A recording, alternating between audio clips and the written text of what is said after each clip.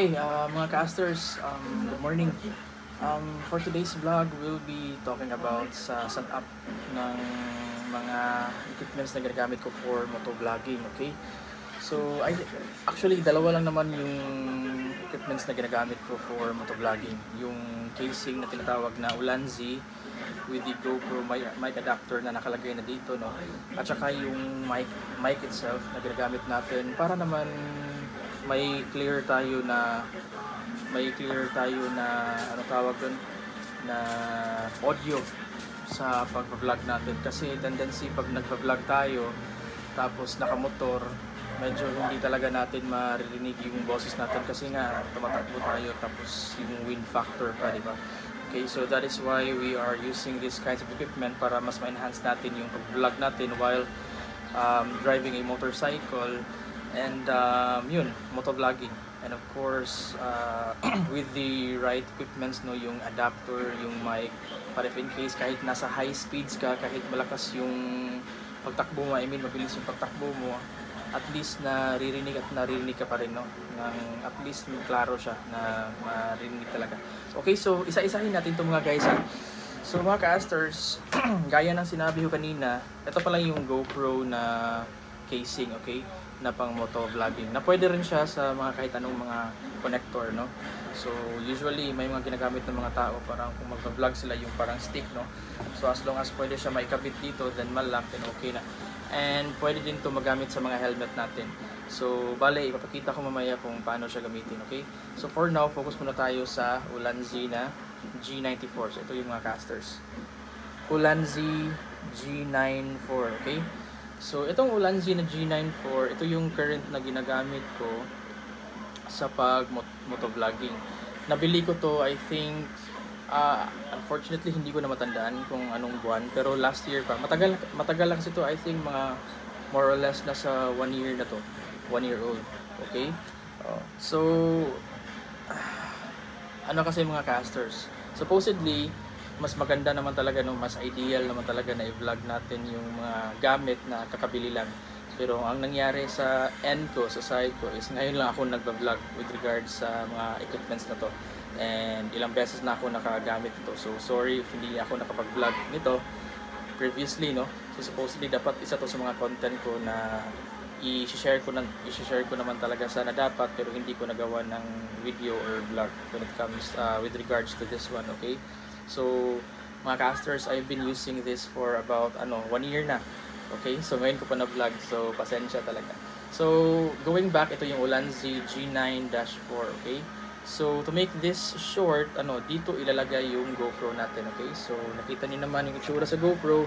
Ito siya, di ba? So, GoPro na with casing siya. So, dito natin ipapasok yung GoPro natin sa casing na to. Tapos, itong casing na to, ito yung mag-attach sa helmet natin para maisaayos natin yung GoPro natin while nag-drive tayo using the helmet, no? Okay, so itong Ulanzi may kasama siyang mga accessories, no. So buti na lang with regards sa mga accessories, hindi pa naman siya nawala. Andito pa naman din sa akin. Actually, yung mga accessories nito ay hindi ko pa nagagamit, like this one. Ito yung tinatawag nila na filter adapter. Yeah, filter adapter. Gaya ng sinabi ng iba, ito yung tinatawag nila na filter adapter, okay. So sa filter adapter, yung pagkabit nito is nakikita nyo to mga casters, ito at saka ito. So dyan siya i-connect sa dito na part sa both right and left, okay. So ito siya, ito at saka ito. So ganyanin mo lang siya. So yung isang ito na side, dito mo din ilagay sa itong side. So yung sa isang side naman, dito naman sa kabilang side, okay. Yan. So, okay na yan mga casters, no? So, klaro ra. Actually, with regards sa filter adapter, kahit once, hindi ko pa to siya nagamit talaga. Okay? I'm not so sure kung anong function nito. Pero, gaya sa mga nasabi ng ibang mga tao, sometimes yung mga tao, pag nag-use lang ng camera na for, for content or for vlogging, kahit sa mga mga purposes, basta gagamit sila ng camera, gagamit din sila ng mga filter. So yung filter is like parang may nilalagay kang mga iba't ibang klaseng filter para mas mag-enhance yung video quality, no. So para mas ma-develop yung appearance ng video. Okay, so para mas better siyang tingnan. Pero as for me, sa case ko, hindi na ako gumagamit ng filter kasi yung kuha ng GoPro itself is napakamaganda na. Okay? So, konting timpla lang sa settings at saka go na. Nakikita nyo naman sa mga previous na videos ko na upload sa YouTube, di ba? Okay naman siya. Wala yung mga filter, ha? Wala yung mga filter, okay? So, tatanggalin na lang natin to kasi ayaw ko makita nyo na may ganito kasi hindi naman ako nag-actual na gamit nito, okay? So, hindi ito nagamit kahit isa, not even once, okay? So, next is double shoe accessory, no? So, unfortunately, hindi ko din alam kung anong use nito. I'm not sure kung anong gamit nito, no? So, for sure, meron pa tong pwedeng maikabit dito or I think sa dito din na side. Dito sa top and dito sa side niya. Pero tatanggalin na lang natin to kasi gaya ng sa accessory na to, hindi ko kasi siya nagamit, okay? So, habang gumagamit ako while nag-vlogging ako, ito lang talaga. Tapos yung GoPro na pinasok ko dito sa loob, okay? So, ito yun. By the way, mga casters, when you're going to vlog na gagamit ng ganitong casing, which is yung Ulanzi, dapat para makumpleto yung setup mo, dapat meron ka ding GoPro adapter. Okay? By the way, with regards sa price, since it's I think 1 year ago na, nakalimutan ko na kung anong price nito at saan ko nabili. Sorry talaga, okay? Pero when it comes to the GoPro adapter, ito yun. Hindi ko na matatanggal to mga casters kasi nilagyan ko ng parang paper, okay? So inipit ko yung paper doon sa loob para hindi na to siya matanggal-tanggal. Kasi dati napapansin ko na nung wala pa tong paper, matatanggal kasi to. Oo, hindi siya mahigpit talaga na once kung mapasok na siya sa casing which is part sa Ulanzi, matatanggal kasi to. Parang napupush siya habang nagde-drive ako. Kasi ito yung ikakabit mo sa GoPro mo. Ipapakita ko naman yan mamaya, okay? So kaya nilagyan ko niyan ng papel para mahigpitan siya. Hindi na siya ma-move. Okay? So ito yung GoPro na mic adapter. If I'm not mistaken, yung price pala nito nung nabili ko to last year, no? Kasi same lang to in terms of age, no? So more or less mga 1 year na to sila lahat. Kasi same at same ko sila nabili. Okay? Pero magkaiba lang yung mga seller. So, etong GoPro mic adapter nasa around mga 3,440 to. By the way, nabili ko to sa memory.ph through Facebook, okay? Lahat to I think nabili ko sa memory.ph. Pero I'm not sure sa Ulanzi na casing, okay? So, ito yung GoPro mic adapter. So, yun lang. At saka ito, mga casters, isa rin to sa mga accessories kung mabili mo tong Ulanzi, no? Isa to sa mga accessories kung mabili mo tong Ulanzi. Pero hindi ko rin to nagamit, okay? So, overall, lahat ng mga accessories na included sa pagkabili ng Ulanzi na casing is hindi ko talaga nagamit, no? Itong cover na ilagay dito. So, ganun lang din siya, no? So, tatanggalin lang natin, no? Okay, so bale, tatlo yung accessories. Ito, yung filter na cover at saka yung horseshoe. Pero lahat ng mga accessories na to hindi ko nagamit. So next is itong part na to mga casters, yung nakikita nyo, itong part na yan. Yan yung i-push mo para ma-open. I-push mo to siya pa right, no? So para ma-open to. So makikita nyo parang may nag-open, no? So nag-open yan siya. Tapos sa dito naman na side banda, need mo din yan siya i-push para ma-open din yan, okay? So i-push para ma-open. So yan, push then open. Okay? So dapat ganito yung pagka-open both sa dito na part at saka sa dito na part para maipasok mo yung GoPro mo, okay? Pero before ko ipakita kung paano ipasok yung GoPro, no, I'll be talking about na naman yung isang mic na kadalasan ginagamit for motovlogging. Ito yung tinatawag nila na Purple Panda, okay? So, Purple Panda. So, iset aside ko muna tong Ulanzi mga casters, Ito, yung GoPro na suitable for GoPro 9, 10, and 11 Pro. I'm not sure if pwede siya sa 12. Okay? So next is yung Purple Panda. Ito naman Purple Panda. Ito pala yung box niya mga casters. Purple Panda. Nabili ko rin tong Purple Panda sa memory.ph, no. Pwede niyo ma-search yung memory.ph sa Facebook, no. So this was around I think 3,300, no. So same lang to sa lahat. Nabili ko to more or less mga 1 year na yung age. Okay? Pero hindi ko lang madalas na nagagamit. So itong Purple Panda, isa to sa mga sinasabi nila na magandang brand when it comes to mic. Lalo na ginagamit mo siya for motovlogging kasi kung kita mga casters, kung nag-vlog tayo, okay lang sana kung hindi tayo nag-ride ng mga any vehicles, mga sasakyan, mga motor. Kasi if nag-record ka kahit nga sa cellphone mo, di ba? If nag-record ka, meron talagang wind noise, no? Yung factor talaga sa ingay, yung factor na due sa hangin kasi you're traveling, di ba?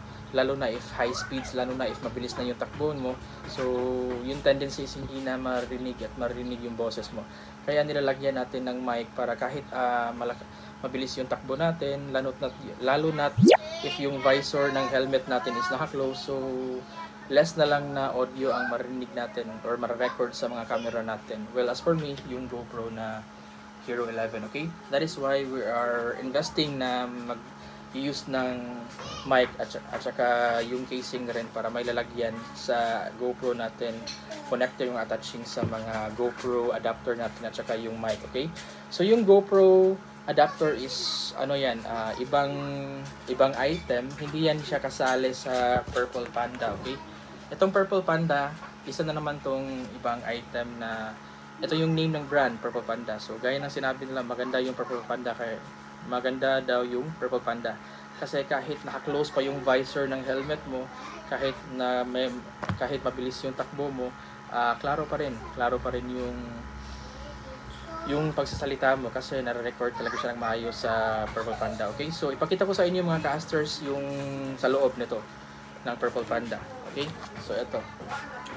So sa loob ng Purple Panda, meron siyang foam, no?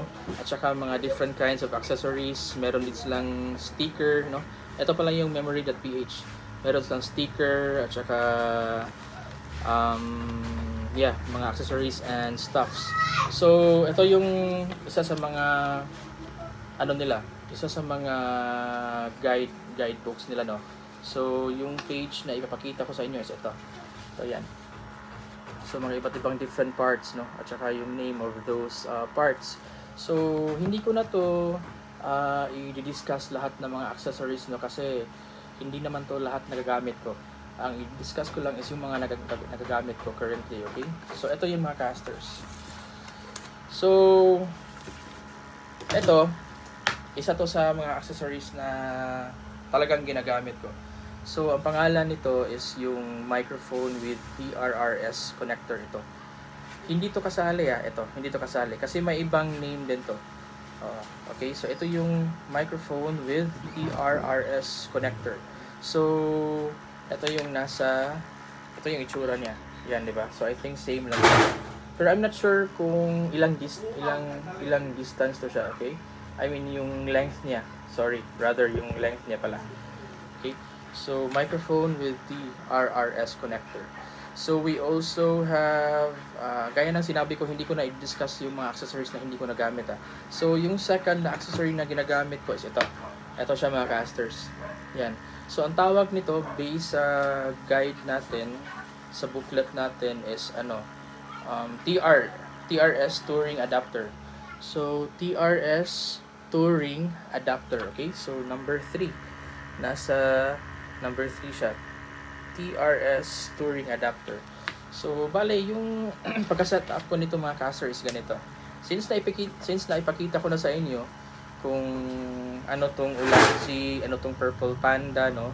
At saka yung mga accessories na currently na ginagamit ko dati up until now. So, ganito yan. So, kunin mo natin yung GoPro natin. Ito yung GoPro natin, So, GoPro Hero 11. So, kunin ko lang tong Telecine na silicone casing. Ito. So, ito yung GoPro natin. Okay? GoPro. So, para maikabit natin tong GoPro na to sa Ulanzi natin, by the way mga casters, once ma-fully kabit na natin to yung GoPro with its mic and with its GoPro adapter, ikabit din natin to sa helmet para makita nyo ano talaga yung itsura niya, okay? So, ayan, naka-open na yan, di ba? May mga dapat i-push yan para ma-open to. At meron din dapat na i-push dito para ma-open din to. So, let's just leave it that way. And we'll focus here in the GoPro, okay? So, first things first you need to do is that you need to open this one. Ito yung part sa GoPro, para sa mga walang GoPro. Ito yung part na kung saan kailangan, ito yung dapat ma-open para makita mo yung battery, no? Yan. So, i-open natin. So, yan. Na-open na siya, di ba? As you can see, may color white dyan sa loob. So, yan yung battery, okay? At, kung makita mo yung battery, sa right side ng mga casters, yan yung, yung memory card, okay? So, hindi natin tatanggalin yung memory card dito, Hindi rin natin tatanggalin yung battery. Yung kailangan lang natin, the reason why I am opening this one is because kailangan natin itong tanggalin, okay? So, ganyanin lang natin, okay? So, na-detach na siya. Ito yung main na cover para ma-open ang internal na part nito, which is makita natin yung battery and yung memory card, okay? So, set aside muna natin ito mga casters. Next is, ito na yun, di ba? A GoPro Hero 11 na wala ng cover at saka na-expose yung battery at the same time yung memory card nito. Next is, ikabit natin siya dito. Yan. So, ipasok natin yung GoPro. Yan. So, napasok na yung GoPro, okay? So, yan. Fit na fit talaga, no? So, itong Ulanzi na casing is also suitable for GoPro 11. So, it just shows na totoo talaga. Okay. Next is, para ma-secure to yung GoPro, para hindi siya ma-dislodge, no? So, kailangan natin siya i-close. Yan. Silba, itong part na to, ito na yung parang substitute sa part ng GoPro na tinanggal natin kanina, di ba? And then, sa dito naman na part mga casters, need mo na din siya i-close, okay? Yan. So, para malaman mo mga casters if na totally close siya, merong click. So, dapat maririnig mo yung click. So, once may marinig ka na na-click, it means na fully closed na talaga siya, okay? So, dalawang clicks. Click for dito na part at saka click for dito na part. Yung mga parts na nag-open, yung dalawa, okay? Napakita ko sa inyo mga kanina pala. So, ito na yun mga casters. Yan. Initially, ito na yung itsura niya, no? GoPro nasa loob na ng Ulanzi na G9-4 na casing. By the way mga casters, may iba pang casing na aside, sa Ulanzi. Yung tatawag nila na Hero Mod. Pero sa pagkakaalam ko, yung Hero Mod, yung MOD, no? Mas, kasi siya, mas pricey. Kaya pinili na lang natin yung Ulanzi. So, ayan mga casters, yung GoPro natin nakakabit na sa Ulanzi natin, okay? So, next na gagawin natin is kukunin natin yung microphone with TRRS connector. So, ito. By the way mga casters, hindi ko nasabi. Ito pa lang yung parang buhok ng pusa. Ito yung tinatawag nila na fuzzy windscreen ito. So, ang purpose nito or ang function nito is para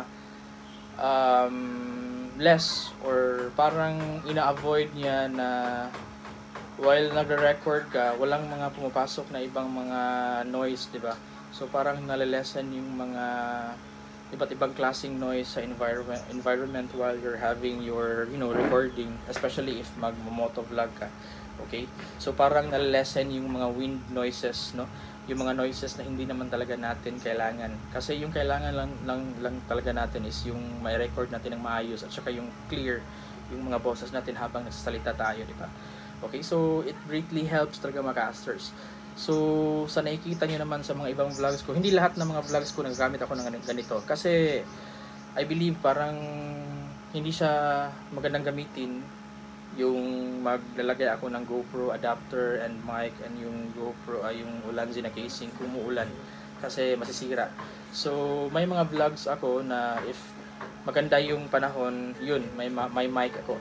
Pero may mga vlogs din ako na hindi ako gumagamit ng mic. Pero mas better naman talaga. Obviously, mas maganda talaga na nag-vlog ka na may mga ganito. Pero magagamit mo lang yung mga ganito if like katulad sa panahon natin ngayon na mainit na walang ulan. Okay? So, Ito. So, ito yung microphone with the RRS connector. Okay? With the fuzzy windscreen. Okay? Fuzzy windscreen. So, para siyang balahibo ng pusa, no? Okay. So, ganito ni mga casters. Kukunin ko lang yung helmet ko para mas ma-picture out niyo kung ano talaga yung itsura niya. Na may helmet, tapos with the GoPro attached sa Ulanzi natin, and with the GoPro mic adapter na nailagay sa casing. Kasi itong Ulanzi mga casters, meron din siyang casing, you know. May casing na siya. Ito yung appearance niya sa dito na side, ito naman dito. So, kung nakapansin niyo, meron siyang casing. Yung casing na yan is intended para mailagay mo yung GoPro adapter. Gaya ng sinabi ko kanina, dito, nailagay ko na yan, di ba? Itong GoPro adapter. Hindi ko na lang to siya tatanggalin kasi matigas na, mahigpit na. Nilalagyan ko kasi ng paper, na folded paper para mas hindi siya ma-dislodge, no? Okay, so ito na yun, Ulanzi, yung GoPro nasa loob na, yung wire, yung cord sa GoPro na adapter natin, at saka i-connect natin tong microphone with TRRS na connector. Okay? So kukunin ko lang yung helmet ko para maikabit natin to siya sa helmet, and maikabit din natin tong ang microphone TRRS connector dito sa GoPro natin, at saka at the same time sa GoPro adapter itself. Okay? So ito yan mga casters. Ito pala yung helmet natin sa mga hindi nakakaalam. Yung helmet natin sa HJC. Ever since nung nagbili ako ng helmet, nung start na ako na magmotor, HJC yung brand talaga. Pro HJC talaga ako. Hindi pa ako nakakatry na ibang brand ng helmet. So ito yun. So sa nakikita nyo mga casters, yung helmet natin meron nang nailagay na ano nga tawag nito? Yung parang para pwede mo maikabit yung GoPro natin, okay? Yung brand pala nito guys is Hans, and yung mga products nila when it comes sa mga ganito, maganda talaga kasi bibili ka ng mga ganito base sa helmet mo, base sa brand, base sa model, okay? So itong nabili ko is intended talaga sa HJC na helmet ko. At saka for the information of everybody, ang brand pala nito is India 70, I-70. So ito is intended for HJC I-70, okay? So merong mga ganito na naka-design na designated sa mga brand of helmets and its models, okay? So maganda siya. So yan na, pwede natin siya ilagay dito, di ba? So ganyan yan. Kukuha lang tayo ng ganito. I'm not sure anong tawag nito, nakalimutan ko. So, lagay natin yan.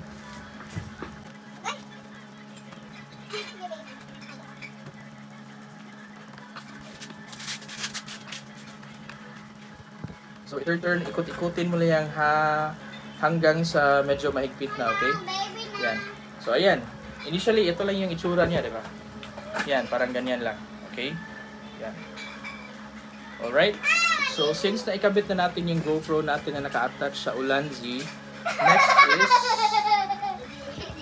itong cord na nasa connected sa GoPro adapter. Ito yung dapat ipasok mo dito, okay? Parang USB-C type din. USB-C type at saka USB-C type C din yung port, no? So, yan, no? So, kung nakita niyo mga casters, yan. Ito, pasok natin siya dyan, okay? So, pasok natin.